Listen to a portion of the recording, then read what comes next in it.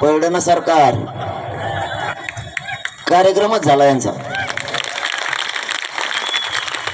यांना घोंगडी बैठकच कळलं नाही. सभा आहे का घोंगडी बैठक? एक तर घोंगडी म्हणजे कायच अर्ध्याला कळवलं नाही.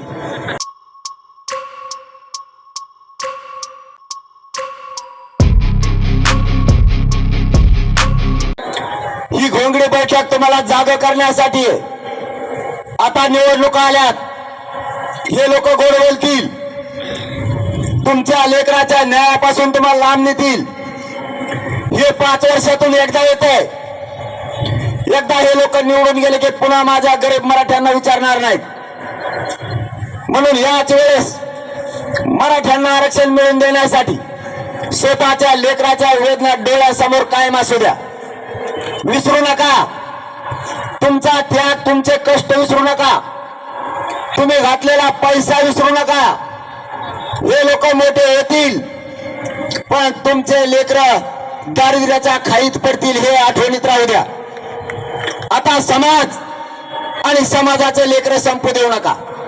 रात्रंदिवस मराठा जागा ठेवण्याचं काम सुरू 1 वर्षापासून आहे. आपण एकत्र येतोय, महिना 2 महिन्याला आपण सातत्याने एकत्र येतोय. आपल्या समाजाला, आपल्या लेकराला लागणारं आरक्षण विसरू द्यायचं नाही म्हणून आपण एकत्र येतोय.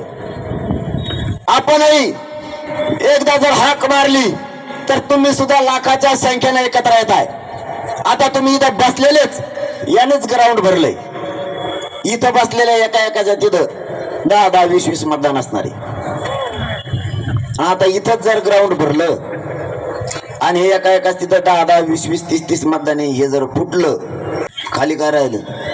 कळलं ना सरकार, कार्यक्रमच झाला यांचा.